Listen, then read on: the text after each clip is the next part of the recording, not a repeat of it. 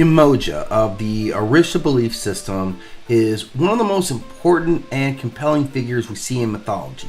Now, obviously within her belief system and throughout the diaspora, she is seen as the primordial mother, the goddess of rivers and oceans, fertility and protection.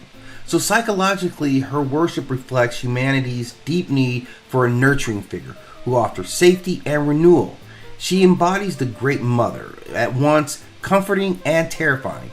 The water can clean and sustain, but it can also drown and destroy. This duality mirrors the complexity of maternal love, unconditional care paired with the power of discipline and boundaries.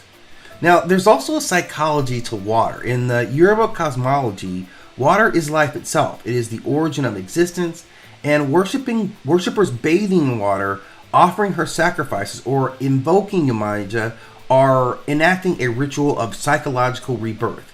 To merge in her waters is to return to the womb, a symbolic regression that allows for healing, the release of trauma, and the renewal of spirit. Worship here is less about fear of punishment and more about longing for a return, about the comfort and the restoration aspects of that. Now, her worship is said to foster a communal identity. This is about festivals at the rivers, collective offerings, and rhythmic drumming that create a shared emotional response.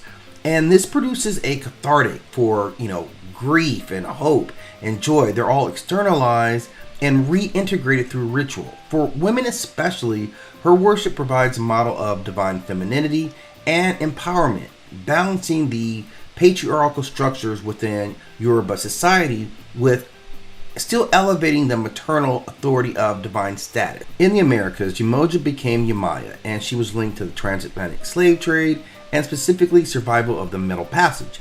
And here her worship took on trauma healing functions as these Africans projected resilience, endurance, and protection onto her.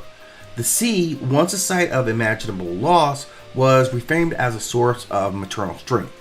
And psychologically, there is a mechanism of transcendence over suffering, turning terror into sanctuary through ritual and faith. Now, there's a shadow for every type of deity that we see, and for hers, it's surrounded in possessiveness, suffocation, and overwhelming emotion. Too much water floods and drowns. Worshippers must navigate respect and fear. Invoking Yemoja is not just calling for comfort, but the depths of nature and the psyche.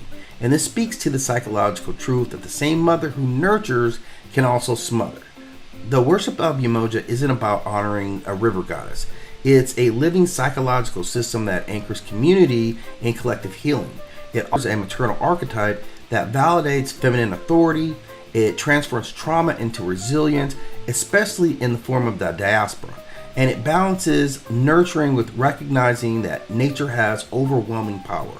In short, worshiping Yemoja is worshiping the paradox of life itself, the womb and the tomb, the comfort and the chaos.